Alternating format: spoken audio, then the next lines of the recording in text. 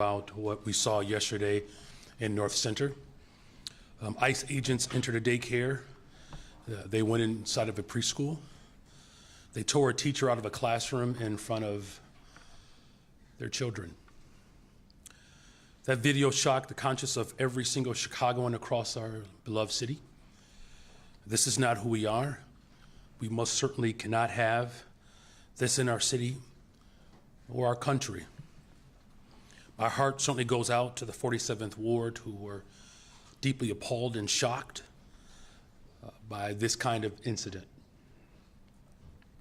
Greg Bavino allegedly told the court that this is his effing or blank city. No, Greg, it's not. The city belongs to Chicagoans. Your agents have broken laws. They have acted with impunity. But at the end of the day, we will hold you accountable for the crimes you have committed against our people. Ripping a teacher out of a daycare just further proves that this operation has nothing to do with the, quote, worst of the worst, end quote. The cruelty and the inhumanity that has been on display, that is their point. They're trying to intimidate us, and we certainly see how far they are willing to go. We will continue to push back and resist this tyranny. We will use every single tool at our disposal. We will certainly push to look for additional measures that we can use to enforce our Constitution. Thank you for indulging me this morning, and I'm happy to answer any of your questions. Mayor, thank you very much. You're welcome. Can we start with the Ernst & Young report? Sure, of course. Why is there such a debate over it? And why haven't you, or perhaps you have, explain, implemented the recommendations from that report? Yeah, well, first of all, this is the first of its kind. I'm the first mayor in the history of Chicago to bring together experts from all disciplines, whether it's the business, civic, philanthropic, community-based organizations, elected leaders, bringing all of us together to solve the structural damage that we have had to deal with in this city for decades. We're gonna fix it, we're gonna get it right.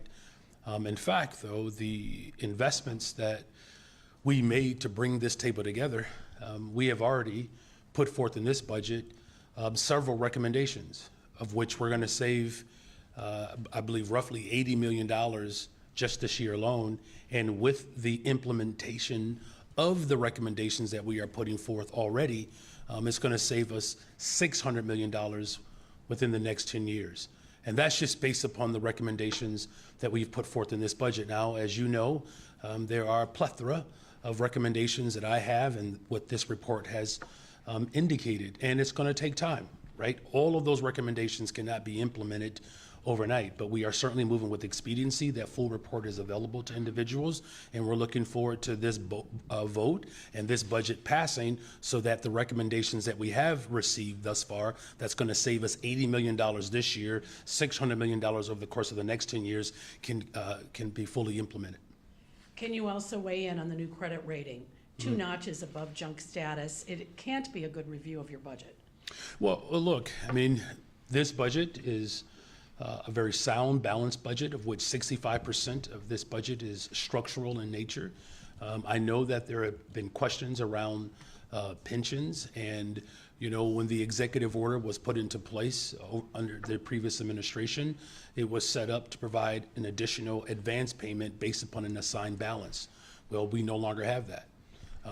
However, we still were able to, even in these very difficult, tumultuous times, still put forth an advance payment while not cutting services. I think it's a remarkable testament to the innovation and the ingenuity that has been put forth in this particular budget. Morning, Mayor. Yes, it is. We want to ask you about our reporting related to Kone Headsmith this week. The initial HR complaint was filed in February, and this week there are alders coming out saying that they couldn't even get the former commissioner to take a phone call from them. I want to ask you, when did you first become aware that there were problems within DCASE, and why did it take so long from the time the initial complaint was filed to when your office asked her to resign? Well, once the report was issued to us, we moved with expediency. We took forth and we moved forward with every single recommendation that came from that report. And, you know, look, here's, I believe what's important is that not only did we accept the recommendations, we saw one of our most dynamic summers that we've ever experienced in the history of Chicago. And that had a lot to do with how DCASE showed up for the people of this city. Putting on large-scale events and investing in art is important to me, and I will continue to do just that. I understand that, but I also want to ask you, under her leadership, the department lost nearly 30 employees. How is your office going to try to repair the damage done there, losing so many people at a really important, as you mentioned, department? Well, it is an important department. As I said, that, you know, we saw record-breaking advancement in our downtown corridor in particular. We're seeing the resurgence of the Taste of Chicago, one that has been anemic for some time. Again, Lollapalooza, our investment in arts and artists as well. We have an expansion program where we are paying artists to provide mental and behavioral health care services for families. So in no way did it interrupt or disrupt our ability to put forth the best presentation that the city of Chicago has ever seen. And as far as repairing relationships, we have an interim a commissioner, and part of their responsibility is to get feedback from all of Chicago to ensure that we can continue to see the type of advancement that we experienced over the last couple of years. Hey, good morning. I'm Hi. Lenny Dorch from WGN News. The CBD superintendent pretty much defended overtime costs yesterday. Is it realistic to cap them? Won't the city council just give extra money next year? Well, let me just say, first of all, I mean, the work that, you know, my office has done with the police department to rein in overtime, we're grateful that in terms of hours, we have seen the reduction. What we are experiencing is that I did the right thing and I gave police officers raises, right? And so, you know, it's going to take some time to find that type of balance. What I've done in this budget is that we put forth a realistic budget, right? For so long, we were placing a number that we knew that the police department would not be able to stay within that number. And simply because there's been an over-reliance of our police department to provide support for private events, essentially. Right now, we're glad to do it because keeping people safe is our top priority, you know, and there are some cost-saving measures that we're implementing as well to ensure that these large-scale events that require the additional support from our police department, there has to be a stronger commitment to reimburse the city for those services. And again, the hours are down. And then again, it's another opportunity to create more check and balance within our infrastructure. I've said this from the very beginning. If you go back 2.5 years ago, the government that I inherited will not be the government that we pass on to the next generation. We have to be far more nimble, flexible, innovative in our approach to modernize city government, and this budget does just that. And I'm going to go back to the budget really quickly. Sure. Your corporate head tax proposal has widely been panned by your alders, of course. And what will you accept from city council if they don't approve this head tax? Well, let me just tell you what we're not going to accept. We're not going to accept a reduction in our investments in community safety. We're not going to accept that. Now, look, we had the safest summer in 60 years, the fewest amount of homicides, right? Ever since I've taken office, we have seen a precipitous decline in shootings, shooting victims, homicides, vehicular carjackings. We have a long way to go, don't misunderstand me, but we're gonna double down on our efforts to ensure that we build the safest, most affordable big city in America. And that's not something that we should negotiate, quite frankly. We shouldn't negotiate the safety of the people of Chicago. We're talking about 31,119 young people with summer jobs. How many less young people do we want to hire? That's what we're really talking about. We're talking about making sure that we're investing in programs that support individuals who've experienced domestic violence. How is that negotiable? We're talking about the mental health and well-being of police officers. That's what this investment is going towards. And then, you know, there's been a great deal of hope around how our CVI workers, community violence intervention workers, are showing up on blocks where violence has been pervasive and has run amok. And we've seen 45% reduction with these workers on the front line, de-escalating feuds, intervening in disputes. I mean, quite frankly, I don't think we should negotiate that. That's the well-being of our city. You know, and again, you know, I don't think it's an unreasonable service for 3% of our largest corporations that have 100 or more employees that are full-time to pay their fair share. Look, I made a commitment to the people of Chicago that we're going to invest in them and that we're going to challenge those with means to put more skin in the game. But I also made a commitment that we're not going to continue to balance budgets off the backs of working people. There's a better pathway forward. This corporate head tax allows for us to continue to double down on our efforts to build the safest, most affordable big city in America. And I'm very proud of our efforts and our work, and we'll continue to do just that, invest in people. All right. Mark Armstrong, Shy Guardian, Deep South Press Corps, which I'm making that identification to distinguish me from a provocateur journalist who seems to, with immunity, get to use the terrestrial term illegal alien while I get Jim Crowed by the use of it. But anyways, your foundational Black American Chicagoan constituents want to know why you keep dealing the race card for everything from a general strike to this reparations initiative when you don't do anything substantially tangible for them. And the working term is substantially tangible. Mm-hmm. In their mind. The number one issue that's facing Black Chicago, and quite frankly, Black America, is disinvestment, right? Schools have been closed, housing has been shuttered, the lack of access to food, job opportunities. These are real issues that I'm fully aware of, issues that I fought for well before I was mayor. You know, I remember a time, you know, when folks were ignoring Black Chicago, particularly around school closings, and I was a part of a hunger strike to keep schools open, particularly on the west and south sides of Chicago. In fact, Deep South, I took an arrest in front of the elevators that are now held for me because administrations refused to respond to the needs of Black Chicago. So what have I done since I've been here? The largest TIF surplus in the history of Chicago, where $500 million is going to go into our public schools. That's going to disproportionately impact Black students.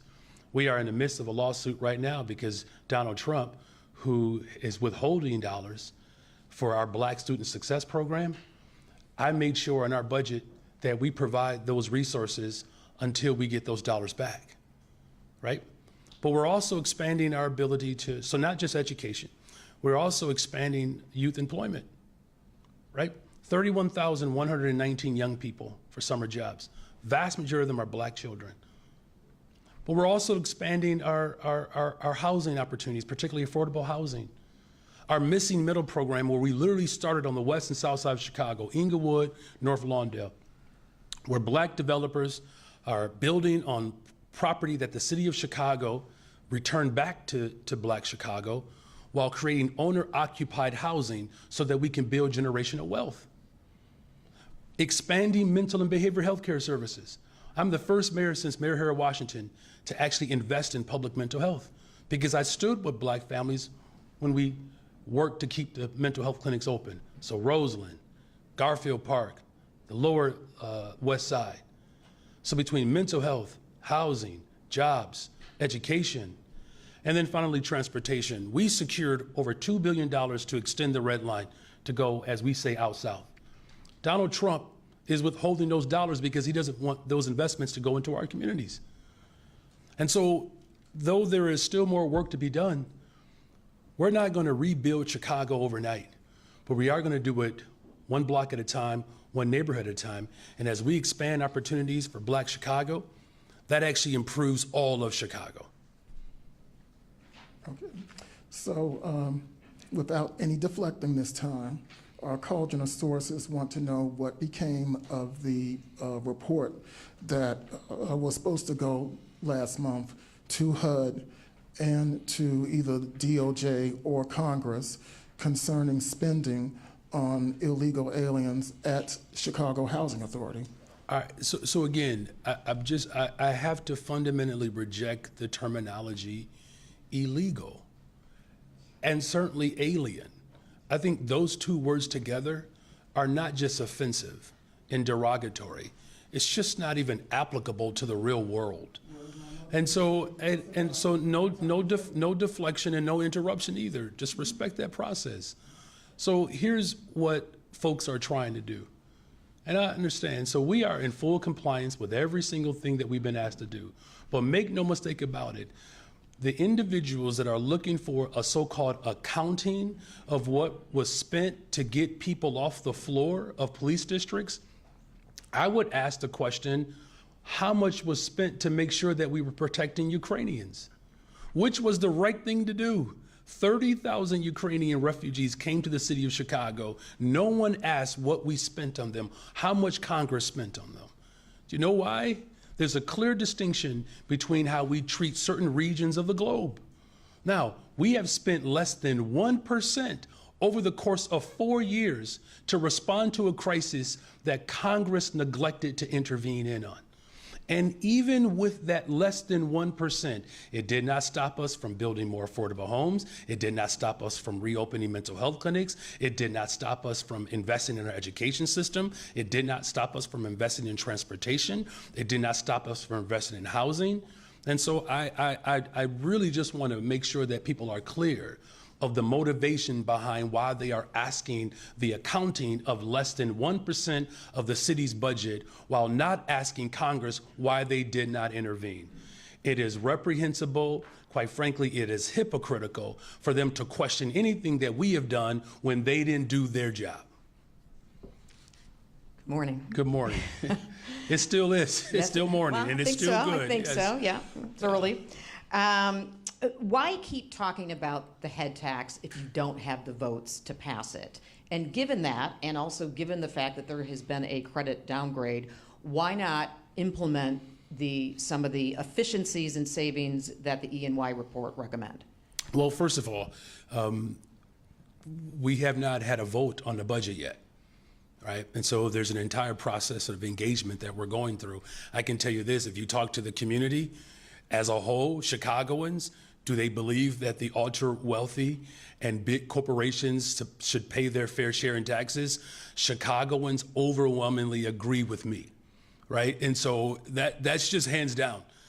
I think the second thing is we have implemented recommendations from this report, $80 million of savings, of which that's going to translate into $600 million of savings over the course of the next decade. Now, there are other recommendations, of course, that we're going to continue to explore. But, you know, this notion that somehow we can just dump a whole bunch of recommendations on the table at the same time and then be able to figure that out in a matter of a budget cycle, that's just not realistic. And quite frankly, it's not responsible. It's going to take time for us to modernize our government. Now, look, in the past 2.5 years, every single budget that I've put forth has been overwhelmingly structural in nature. This budget is 65% structural in terms of the things that we are doing today will have long-term derivatives for us in terms of returns of our investments that's going to sustain our economy.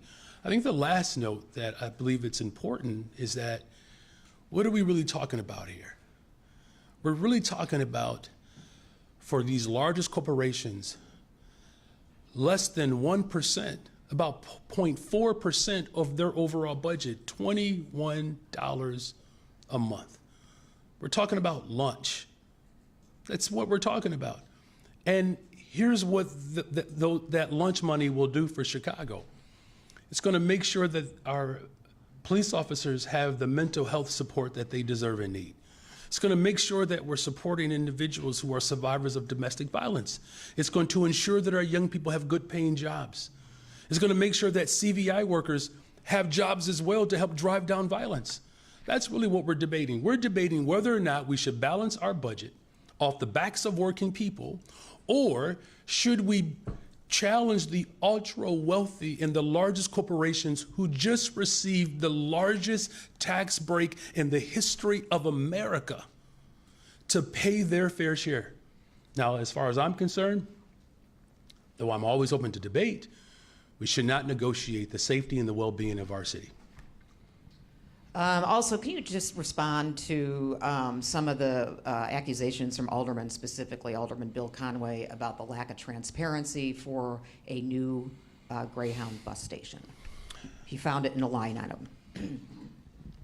Well, first of all, there's nothing surreptitious about my budget or my approach. We have been in regular communication around how do we ensure we have a bus terminal for Greyhound that is going to provide access for 500,000 riders. We're talking about poor and low-income individuals. We're also talking about one of the greatest groups to advocate for us and make this investment that's citywide, by the way.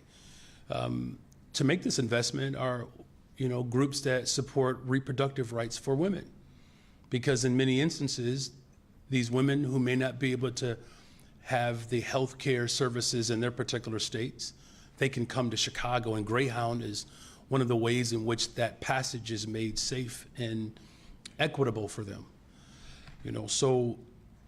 I fundamentally disagree with the characterization of this alder, and again, we're look, if alders believe that for a citywide initiative as important as this one, to have like a veto, de facto sort of prerogative operation, then we're going to fundamentally disagree. I believe that for citywide investments like this one, I have the opportunity to lead with conviction to ensure that something that is as paramount as access to transportation is not left into the hands of someone who, or anyone, who might have a more narrow view of the world. And then, of course, once this operation continues to grow and build, we'll continue to take feedback as we go along. How you doing, Mayor Johnson? I'm actually doing relatively well. I mean, look, I'm not ordering and looking for, NBA championship rings, but to have a 6-1 Chicago Bulls right now, let's go with 72-10, right? You don't have to say nothing. Let my optimism just win you over eventually. So I'm doing okay. Thank you for asking. I want to go back to your comments at the beginning dealing with the ICE operations in Chicago and your pledge to hold Greg Bovino and others accountable. It is clear that in a number of instances, Chicago police officers have been put in kind of a tough spot here. And indeed, about a week and a half, almost 2 weeks ago, we heard from a homeowner on the north side who said that he tried to get CPD to take a report after ICE agents swarmed his property to detain a worker who was installing windows at his house and really had difficulty doing that. How do you expect to be able to hold federal authorities accountable, and are you asking Chicago police to arrest federal immigration agents? First of all, let me just say, again, what the President of the United States of America is doing is absolutely reprehensible. It is clearly unconstitutional. And these are unprecedented times. If you would have told me, 2 years ago that, I would not only be responsible to, shift the balance of powers as we balance budgets, but that I would also be under attack by the federal government, I don't know if I would have believed you. I mean, we're talking about a president who has declared war on an American city, the city of Chicago. You've been covering the news for some time. When was the last time a president declared war on American cities? Ronald Reagan, if you just want to know. I mean, look, when Mayor Harry Washington was here, he did the same thing. This is straight out of the playbook of extremism in this country. And so we can't lose sight of that. And so in other words, as these unprecedented moments take shape, we're going to have to continue to evolve, right? The executive orders that I put forward, it's not like there was a template for that. The executive order in particular that I believe that you're making some reference to, the fact that we had to put forth an executive order to protect public property, particularly city-owned property, so that ICE agents would not set up their terror on public property, particularly city-owned property. You know, that wasn't something that just jumped out initially, right? It was a part of the evolution of this response to terror. Now, here's the thing. Now we're seeing cities all over America using that same template and that same motto, and we're going to learn from other cities as well. The most important thing is that I'm going to use every single tool and all of the authority that has been vested to me. And as far as the police department is concerned, we know that already that with city-owned property, our local police department has reacted, has responded, and so far there's been some level of compliance. Now with private property, my hope is that these private companies embrace our protecting Chicago motto that will provide our police department with the authority to do what they have done in cases where property has been owned by the city of Chicago. Now, as far as expectations beyond that, we're going to continue to evolve to respond to this unprecedented element that we're all facing, whether it's through litigation, which every single lawsuit that we have put forth, we've won. And every single lawsuit that's been brought against my administration, we've defeated, whether that's legislation or through executive order or the continuance of community organizing. All of it is going to be necessary to beat back authoritarianism in this country. And I want to go back, if you'll permit me, to follow up on Sarah's question dealing with the Greyhound terminal. I think in my conversations and in other conversations I've heard with Alderman Conway, his issue is he's not really against a new Greyhound terminal. It's that nobody told him it was in the budget, and when he asked your development commissioner, she said, well, it's too early to really talk about it. Is it your view that a purchase like that or an investment like that in something like a transit terminal does not need aldermanic consult or approval? We have conversations with alders about a variety of things. When it comes to a citywide investment of this magnitude, that authority does rest on the 5th floor. And it doesn't mean that we don't have conversations. We've had multiple conversations with Alderman Conway. In fact, if you were to ask him that, ask him how many conversations that he's had with my administration around this very issue. This is something that he ostensibly supports. And quite frankly, I'm not even quite sure what the hangup is. Now look, we're talking about an investment for low income families and poor people. And again, the only conclusion that I can come to is that somehow these de facto sort of vetoes that people want to be able to hold is something that I don't believe is in the best interest of the city of Chicago. And again, we're talking about women who overwhelmingly are looking to, quite frankly, escape and flee from states that do not protect their fundamental rights. And I'm always open for the negotiation of details around anything, but we're not going to negotiate our values. This is a value investment here. And I believe that's what needs to be focused. That's what has to be our primary focus. And I believe that if he and others were to just relax, take a deep breath, look at the larger projection that we are putting forth in this moment, and not necessarily be overly reactive and sensitive to their, I don't know, smaller particulars, that, you know, we can put forth investments that are transformational. And when we're talking about 500,000 riders, mostly poor, low income, and quite frankly, people of color, that's a good thing for the city of Chicago, and I hope that other alders will join us in this effort to ensure that this investment is fully realized. Mayor, this credit outlook downgrade, it seems to be a clear warning that a credit rate, or, the credit actual rating would be downgraded later if you don't find more structural solutions.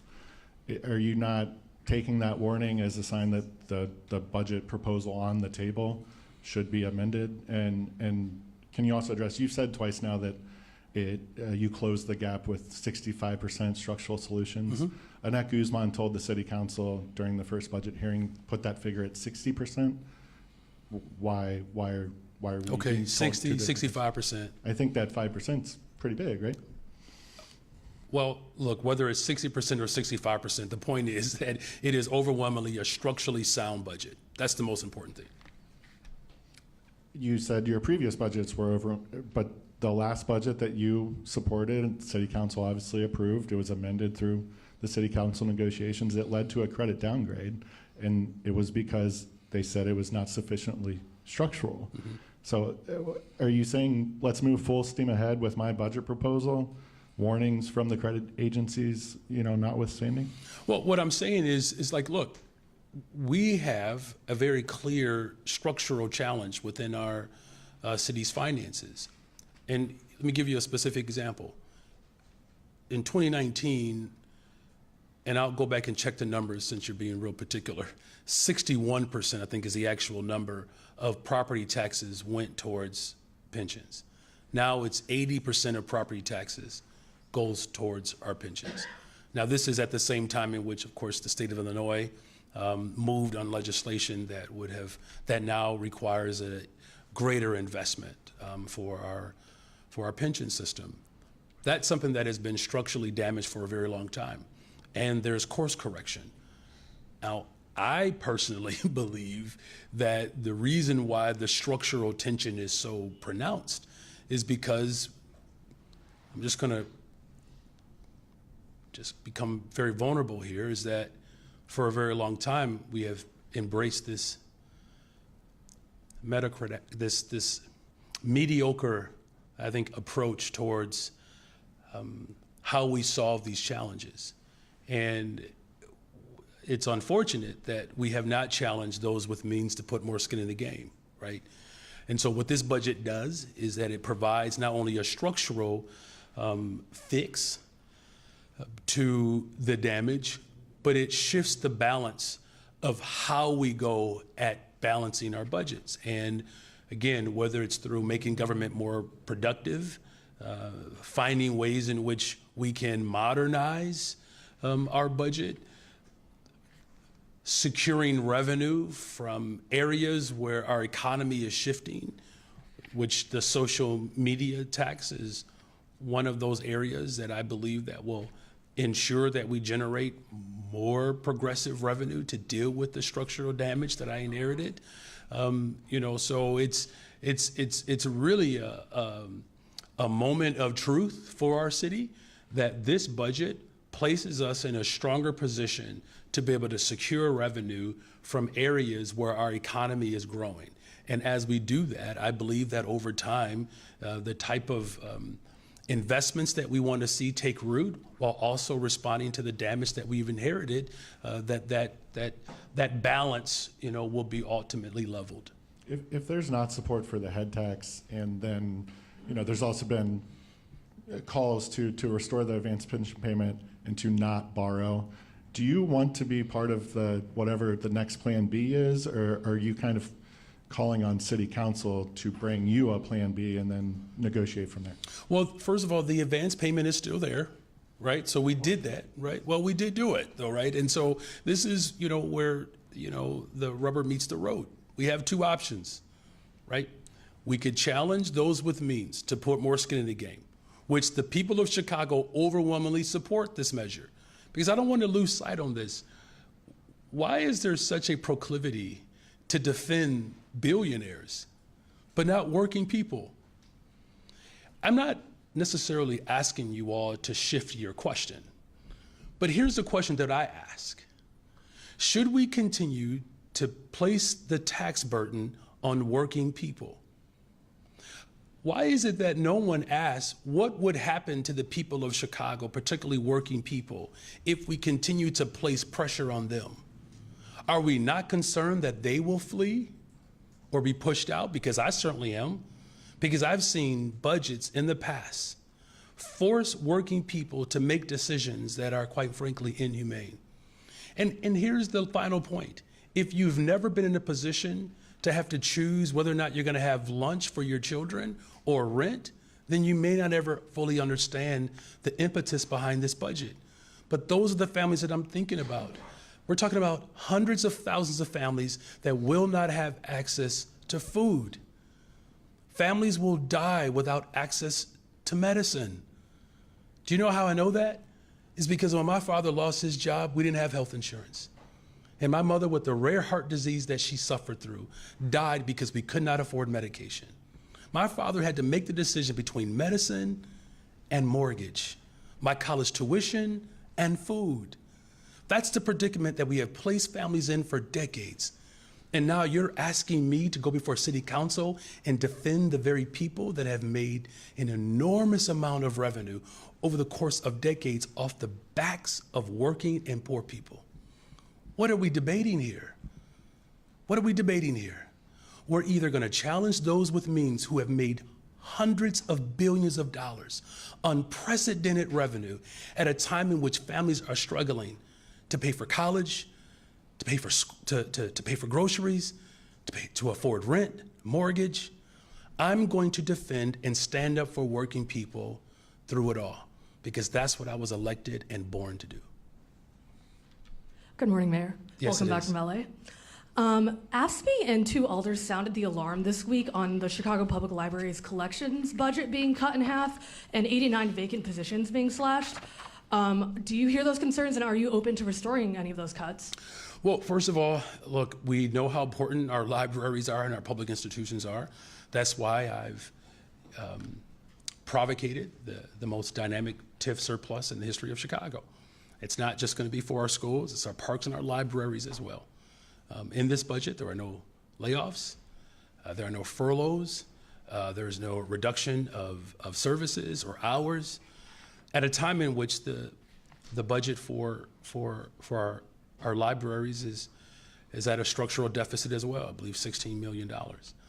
And of course, we're going to continue to find ways in which we can address all of the needs.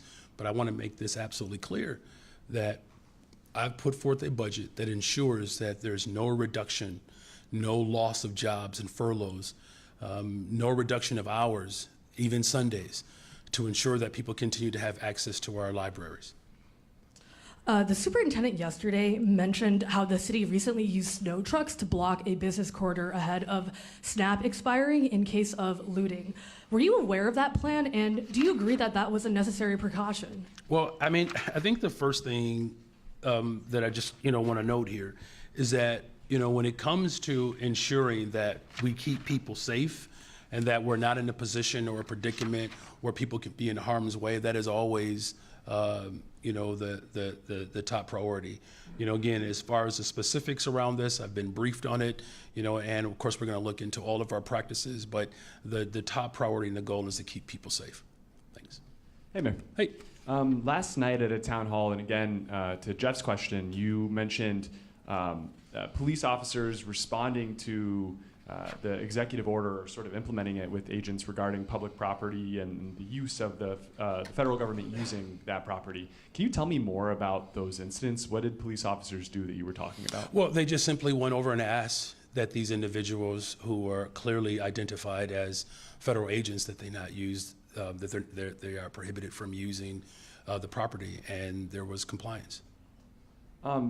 You clearly believe that a lot of the actions of Border Patrol and ICE agents here are illegal and criminally illegal. I think you've been clear on that.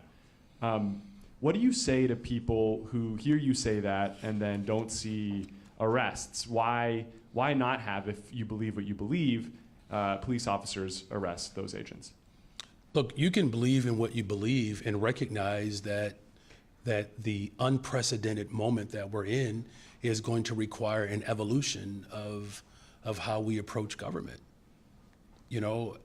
Look, because you have a belief in something, and there are a lot of things that I fundamentally believe in, and people over time have demonstrated that as well. Whether it was, fighting for civil rights, women's rights, that it is, though it is difficult to have to deal with the unregulated, unprecedented aspects of what's happening from the federal government right now, it has not crippled our ability to continue to find new ways in which we can defend people. That's the hope in this moment, is that, you know, once upon a time, I don't know if people thought that it was possible that a mayor's office could issue executive orders that would prevent, you know, federal agents from acting a certain way. And we have found and we've explored many different options. What I am calling on in this moment is, because it's not just what I believe personally, this is what cities are faced with all over America. I mean, it's happening all over the country. And the good news is that the city of Chicago is leading the way in terms of how we innovate our response to authoritarianism. Right now, Congress does not even have a handle on how to check this particular president. Now we are finding new ways of discovery. Now look, whether it's our financial challenges that the people are experiencing across America, we are living in some of the most insuperable odds right now, living through. And though it might seemingly be impossible, I believe that anything is possible if we all band together. It's not the response of one individual that's going to beat back authoritarianism. It's going to be the response of the collective. And that's what we're calling for in this moment. What's stopping you from taking that action now? Which action? The arrests in particular. Well, just to be clear. Yeah. Again, I think it's going to be a matter of how local government finds innovative ways to hold this administration accountable.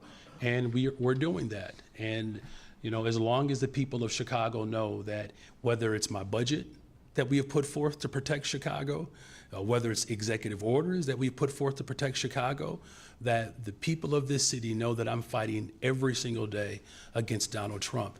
And we're going to use every single tool that's available within the confines of my executive authority to protect Chicago and lead the way for the rest of the country. Thank you all very much. Can we do one bonus question? Is that all right? Sorry. All right, okay. Actually, two if I could. All right. Oh my gosh, well, let me get a drink of water. All right, the Tuesday election results, we wanted to get your takeaway on that. Obviously wins for Democrats, but Republicans see that there's a divided party when they note the differences between Mamdani and the two governor wins. What was your biggest takeaway from Tuesday? That we won, and every wing of the Democratic Party was reflective in that win. Here's a good thing about democratic values and the party that I'm a part of, is that you have progressives, you have democratic socialists, you have individuals that might cast themselves as more moderate or pragmatic, and there's room for all of us if we do one thing: center our politics around people, and particularly working people. My biggest takeaway was, whether it was the governor's races or the municipal races, that what we're doing here in Chicago to build the safest, most affordable big city in America, and why I've been so adamant about building the type of infrastructure to do that, that's what people ran on, and that's what they won on.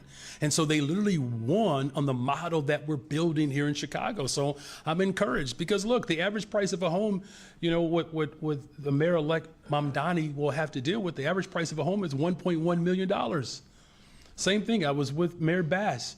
She's dealing with it in Los Angeles. The average price of a home in LA is about $900,000. We're talking about $4,500, $4,200 for rent.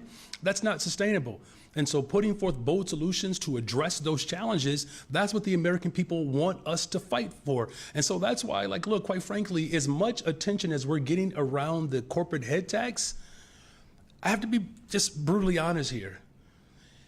It is absolutely frustrating at a time in which people are crying out desperately for government to respond to the basic fundamentals. And we are in a moment where there are more billionaires. We're close to having a trillionaire, maybe a couple of them. And people are asking about 1/3% to keep people safe.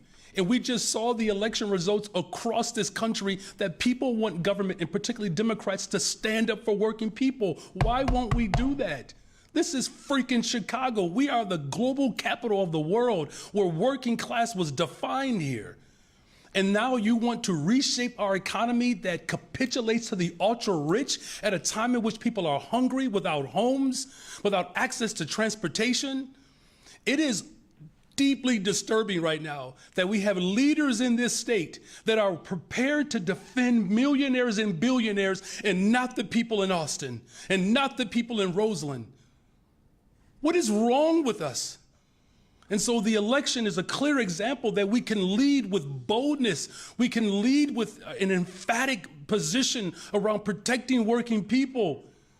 The ultra-rich do not need defending. They already have their defender-in-chief. The ultra-rich are being defended by an authoritarian tyrant. Why are we standing alongside of Donald Trump to protect corporate interests?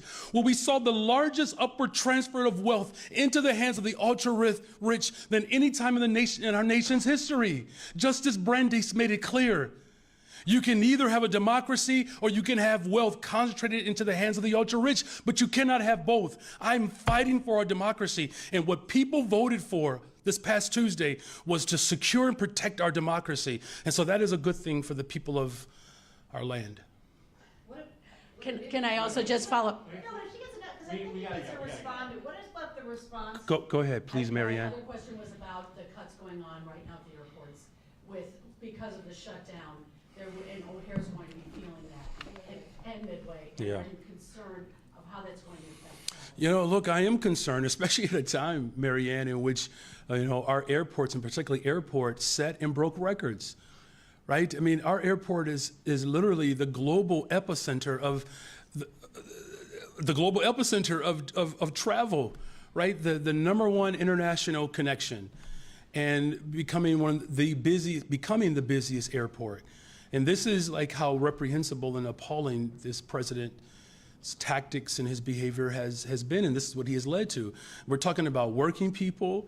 We're talking about international travel at a time in which we saw the busiest summer in the history of Chicago, $900 million of new revenue from a 3.5 million hotel occupancy. Our ridership and our public transportation system is growing.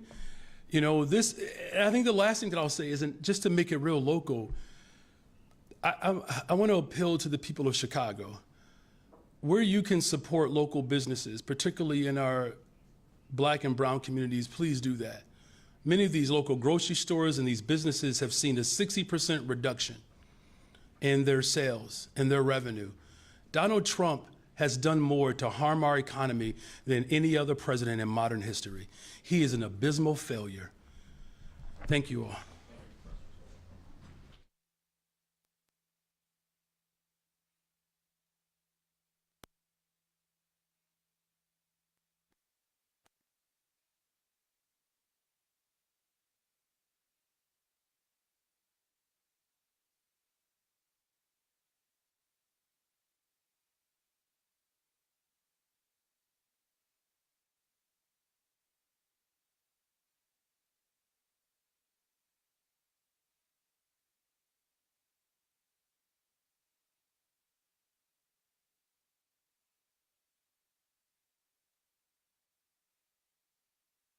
Community and the neighborhoods and suburbs connected by public transit don't need to fear transit's fiscal cliff any longer.